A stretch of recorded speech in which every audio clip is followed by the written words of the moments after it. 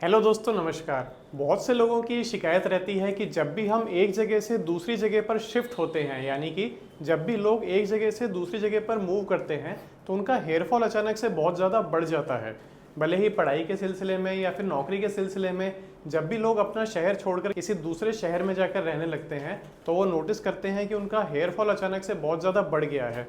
तो दोस्तों, आज इस वीडियो में हम इस टॉपिक को पूरी डिटेल में डिस्कस करेंगे कि जगह बदलने पर हमारा हेयर फॉल अचानक से बहुत ज़्यादा क्यों बढ़ जाता है, इसके क्या क्या कारण होते हैं, इसको लेकर क्या क्या मिथ प्रचलित हैं और इसके जो जो कारण हैं उन्हें हम कैसे सॉल्व कर सकते हैं। इस हेयर फॉल से आप कैसे छुटकारा पा सकते हैं। अगर आप भी इस तरह की प्रॉब्लम से संघर्ष कर रहे हैं, अगर आप भी इस तरह की प्रॉब्लम से जूझ रहे हैं तो ज़रूर इस वीडियो को आप एंड तक देखिए।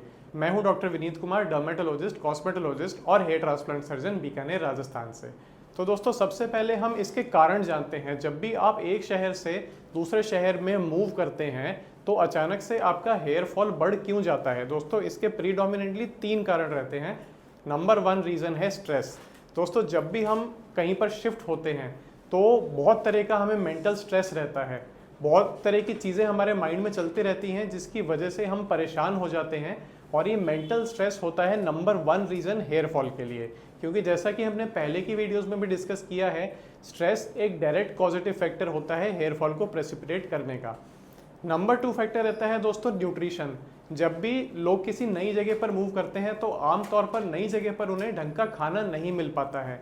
स्पेशली स्टूडेंट्स जो कि घर का खाना छोड़कर किसी हॉस्टल में शिफ्ट होते हैं तो वहाँ हॉस्टल की मेस से उन्हें उतनी अच्छी क्वालिटी का खाना नहीं मिल पाता, जिस कारण से उनकी डाइट में माइक्रोन्यूट्रिएंट्स यानी कि विटामिन्स और मिनरल्स और मैक्रोन्यूट्रिएंट्स यानी कि प्रोटीन्स और कार्बोहाइड्रेट्स, इनकी डेफिशिएंसी हो जाती है। कई स्टूडेंट्स तो ऐसे टाइम में बहुत ज़्यादा वेट लॉस का भी सामना करते हैं, जिस वजह से उनका हेयर फॉल स्टार्ट हो जाता है। नंबर 3 कॉज होता है दोस्तों चेंज इन वेदर, यानी कि मौसम में बदलाव। दोस्तों, ये बहुत ही एक वेल नोन फिनोमिना है कि जब भी मौसम बदलता है उस टाइम पर बहुत से लोगों की हेयर शेडिंग बढ़ जाती है, और ये एक नॉर्मल सीजनल हेयर शेडिंग कहते हैं, जिसे हम कहते हैं टीलोजन एफ्लूवियम। तो जब भी दोस्तों आप कोई जगह चेंज करते हैं, एक स्टेट से दूसरी स्टेट में मूव करते हैं या किसी दूसरी कंट्री में आप शिफ्ट करते हैं, तो जो चेंज इन वेदर होता है वो आपकी बॉडी को इस तरह से सिग्नल करता है जैसे कि सीजन चेंज हो रहा हो, और उसके रिस्पॉन्स में आपकी जो बॉडी होती है वो टीलोजन एफ्लूवियम को प्रेसिपिटेट करती है। यानी कि जो पुराने बाल हैं, जो जिनकी ग्रोथ हो चुकी है, जो शेडिंग फेज में जाने वाले हैं, उन सब बालों की एक साथ शेडिंग हो जाती है, जिसे हम कहते हैं टीलोजन एफ्लूवियम। तो दोस्तों, ये तो रहे 3 मेन कारण जिस वजह से जगह चेंज करने पर आपका हेयर फॉल बढ़ जाता है।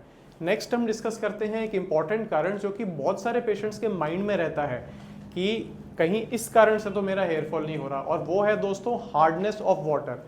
बहुत से लोग ऐसा सोचते हैं कि जब से हमने नई जगह पर शिफ्ट किया है वहाँ का पानी ज़्यादा हार्ड होने की वजह से जब भी हम सिर धोते हैं, शैम्पू करते हैं, तो उसके पार्टिकल्स हमारे सिर में जमा रह जाते हैं।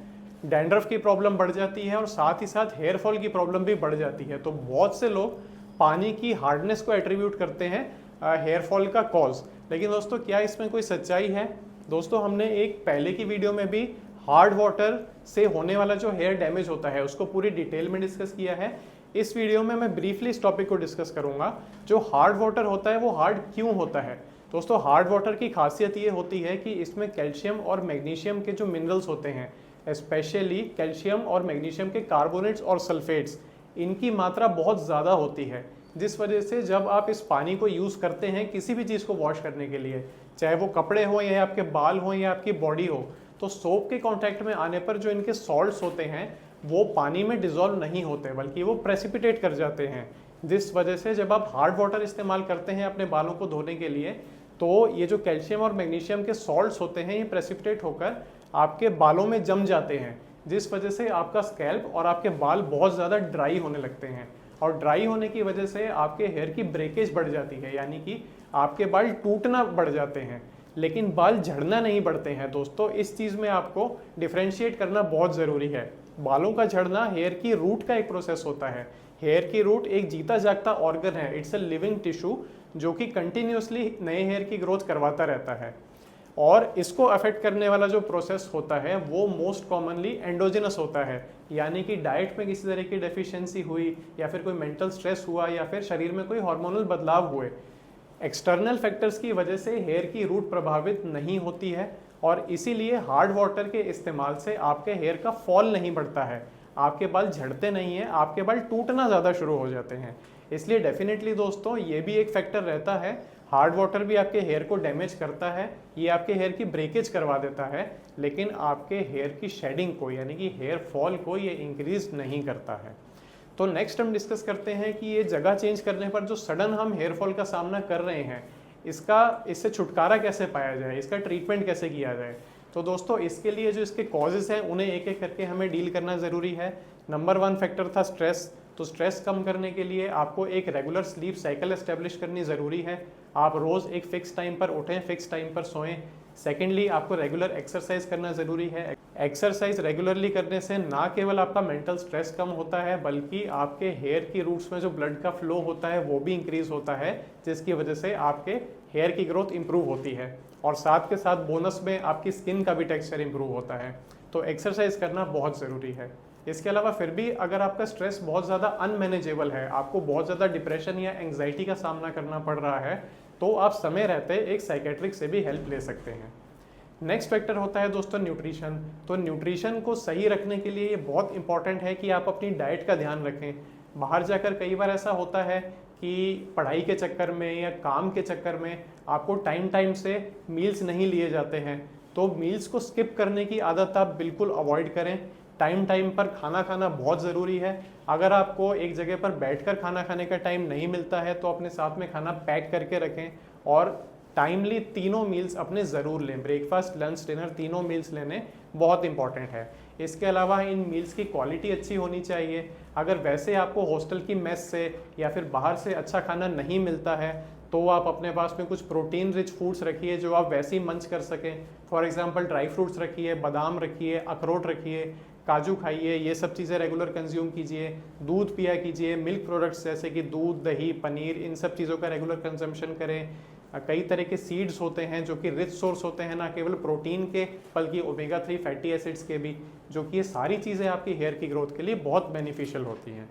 इसके बाद भी अगर आपकी बॉडी में किसी तरह के माइक्रोन्यूट्रिएंट्स की डेफिशिएंसी रह जाती है तो कई तरह के सप्लीमेंट्स मार्केट में अवेलेबल हैं जिन्हें आप यूज़ कर सकते हैं, लेकिन हम ये रिकमेंड करेंगे कि सप्लीमेंट्स यूज़ करने से पहले आप एक वेल क्वालिफाइड डॉक्टर से, एक डर्मेटोलॉजिस्ट से कंसल्ट करें, तो वो आपको इन चीज़ों के रिगार्डिंग और अच्छे से गाइड कर सकते हैं।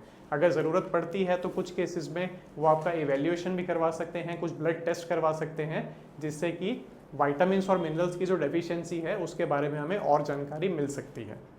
नेक्स्ट फैक्टर रहता है सीजनल चेंज का, जो कि एक ट्रांजिएंट फैक्टर होता है और इसके लिए हमें कोई स्पेशल स्टेप लेने की ज़रूरत नहीं होती है, लेकिन बहुत से केसेस में कई तरह के सिरम मिलते हैं मार्केट में जो इस सीजनल हेयर शेडिंग को रिड्यूस करने का काम करते हैं। फॉर एग्जांपल प्रोकैपिल, एनागेन, कैपिक्सिल, रिडेंसिल, इस तरह के बहुत सारे सिरम होते हैं जो कि आपकी एक्सेसिव हेयर शेडिंग को टाइमली रोकने में हेल्प कर सकते हैं। तो चलिए दोस्तों, उम्मीद करते हैं इस वीडियो से आपको कुछ यूज़फुल इन्फॉर्मेशन मिली होगी। यदि ये वीडियो आपको पसंद आई हो तो इसे लाइक करें, शेयर करें और हमारे चैनल को सब्सक्राइब करें। धन्यवाद।